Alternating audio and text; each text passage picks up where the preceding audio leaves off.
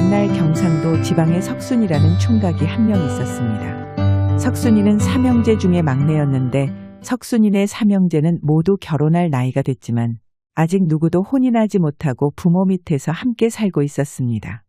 하루는 석순이의 아버지가 세 아들을 데리고 새끼를 꼬고 있다. 큰아들에게 물었습니다. 내가 지금 새끼 쌀밥에 따뜻한 아랫목에서 자는 게 누구 덕분이냐? 아버지의 뜬금없는 물음에 첫째 아들이 넉살 좋게 대답했습니다. 그야 물론 아버지 어머니 덕분이죠. 제가 이제껏 일이 클 수 있던 것도 지금까지 편안히 살 수 있었던 것도 모두 다 부모님 덕분입니다. 그래 내가 그리 말할 줄 알았다. 그럼 둘째 너는 누구 덕분에 지금 이렇게 잘 살 수 있는 것이냐? 석순의 아버지가 이번에는 둘째 아들에게 같은 질문을 하자 둘째 아들 역시 웃음을 보이며 말했습니다. 당연히 아버지 어머니 덕분이지 두말하면 무엇하겠습니까? 그래 너희들이 그리 잘 알고 있으니 아비 마음이 흐뭇하구나. 두 아들에게 원하는 대답을 들은 석순의 아버지는 기쁜 마음에 흐뭇해하다. 막내 아들인 석순이를 바라보았습니다. 헌데 석순이는 아까부터 두 형의 말을 듣고 무엇이 못마땅한지 잔뜩 인상을 찌푸리고 있었습니다. 그런 석순에게 그의 아버지가 아까와 같은 질문을 던졌습니다. 그럼 우리 막내는 누구 덕에 이리 살 수 있는 것이냐? 아버지의 질문에 인상을 찌푸리던 석순이 더 인상을 쓰더니 퉁명스럽게 대답했습니다. 그야 제복에 사는 거죠. 사람은 다 자기가 가진 복으로 먹고 사는 게 아니겠어요? 뭐야 이놈 봐라. 다시 말해봐라. 네가 안 굶고 이 정도로 먹고 사는 게 내 복 때문이라고. 석순의 말에 그의 아버지가 성을 버럭내며 소리치자 첫째 둘째 아들은 놀란 얼굴로 석순을 쳐다보았고 석순은 화를 내는 자신의 아버지를 보고 다시 한 번 뚱한 목소리로 대답했습니다. 얘 다 제복에 따라 먹고 사는 거지요. 야 이놈아 어미 덕은 모르고 다 네 복이라고 이런 불효막심한 놈을 봤나? 고래고래 소리를 지르는 석순의 아버지가 방바닥에 있던 담뱃대를 가지고 석순의 머리를 후려치며 소리를 질렀습니다. 내 너 같은 놈을 이제껏 자식이라고 먹여 살려놨더니 뭐가 어쩌고 어째. 다 네 복으로 먹고 살 것 같으면 당장 내 집에서 나가 내 힘으로 살아보거라 이놈아. 아이고 왜 때리고 그러세요? 뭐야 이놈이 그래도 정신을 못 차렸네. 석순이 반항하며 소리치자 그의 아버지는 화를 참지 못하고 더 길길이 날뛰며 성을 내었고 남은 두 아들이 그런 아버지를 뜯어 말리며 석순을 방 밖으로 내보냈습니다. 이게 무슨 소란이야? 석순아, 내 아버지 왜 저러시니? 그게 시끄러운 소리에 놀라 달려온 어머니에게 석순이 방금 전에 있던 일을 이야기하였고 석순의 말을 들은 어머니는 혀를 차며 말하였습니다. 네 아버지 성질을 몰라서 그런 소리를 했니? 어서 아버지한테 가서 잘못했다고 싹싹 빌거라. 그러면 내 아버지도 금방 풀리실 거야. 제가 무슨 잘못을 했다고 용서를 빌라는 거예요. 저는 제 생각을 말한 것뿐이라고요. 석순이 자신을 붙잡는 어머니를 뿌리치고 화를 못 참고 씩씩대며 집을 나가자 그의 어머니가 뒤에서 안타깝게 소리쳤습니다. 석순아, 아버지 화 풀릴 때까지만 나갔다 들어오거라, 알았지?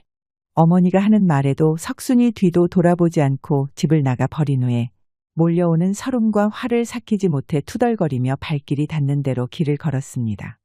그렇게 석순이 정처 없이 길을 걸은 지 한참이 되자 어느덧 해가 지며 저녁이 되었고 석순은 하루 종일 제대로 먹지 못해 배고픔에 다리까지 아파와 저녁을 얻어먹을 만한 집을 찾게 되었습니다.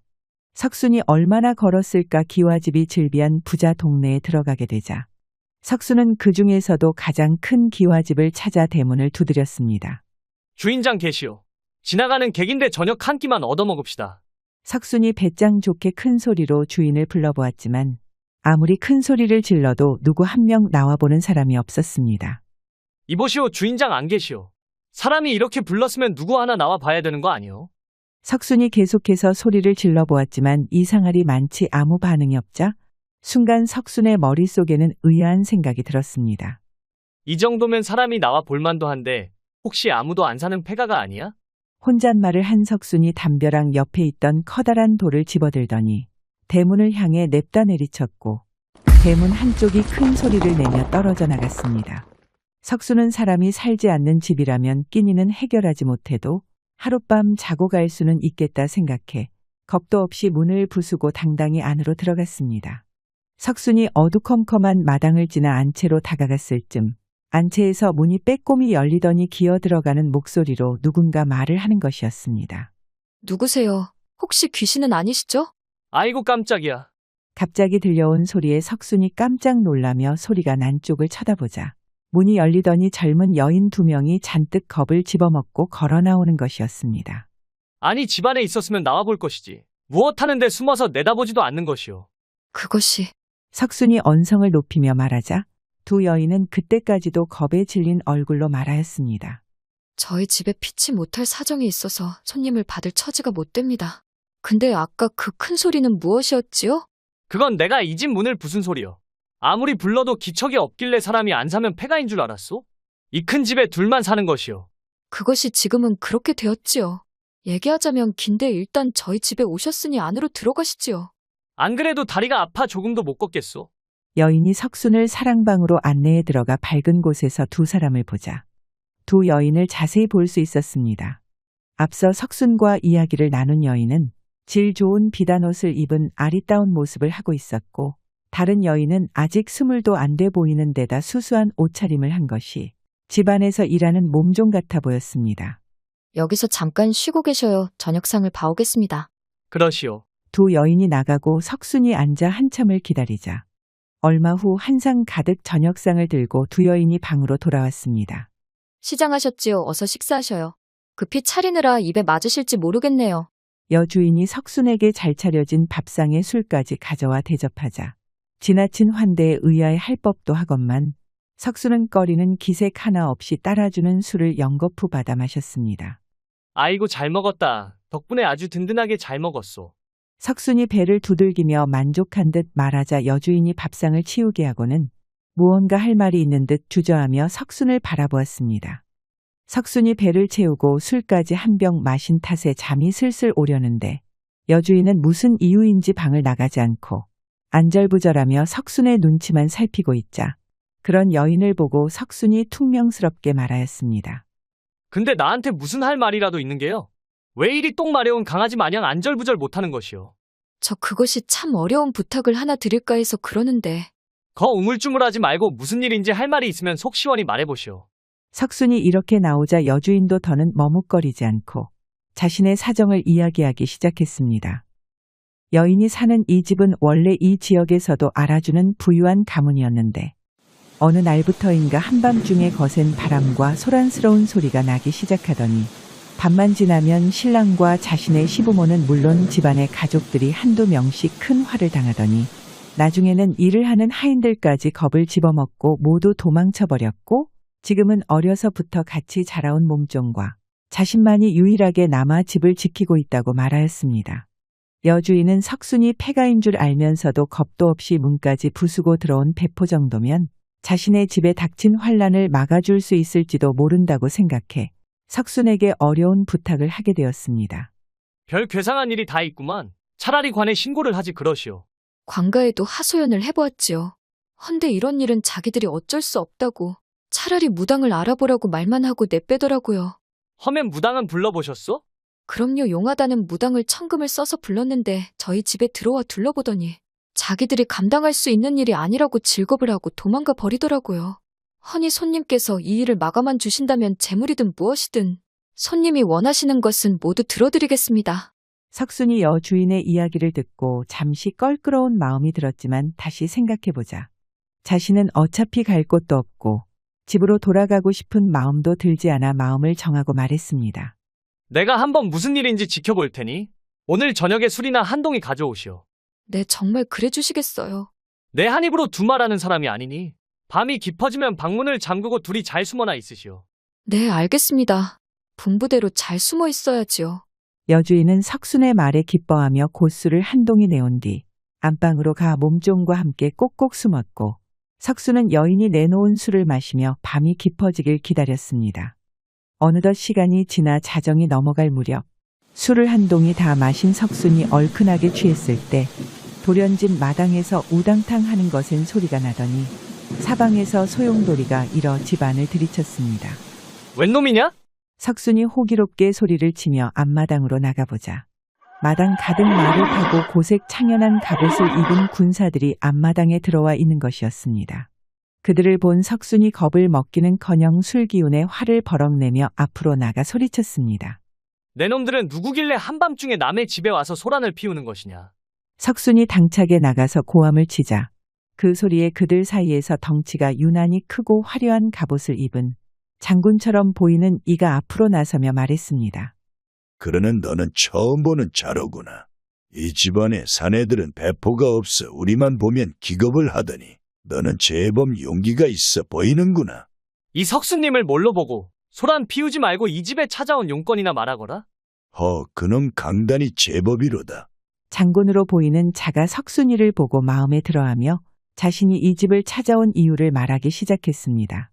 그는 자신이 초패왕 항우의 혼백이라고 말하며 이 집의 주인이 가지고 있는 오강도라고 하는 그림에 머물고 있었는데 이 집 주인 영감이 그림을 볼 때마다 담뱃대로 그림에 있는 자신을 두들기며 힘만 셋쯤 어리는 아둔한 놈이라고 욕해 자신이 아무리 혼백이 된 몸이라도 주인 영감의 말을 들을 때마다 한이 쌓여 어느 날부터인가 밤이 되면 나타났다는 것이었습니다.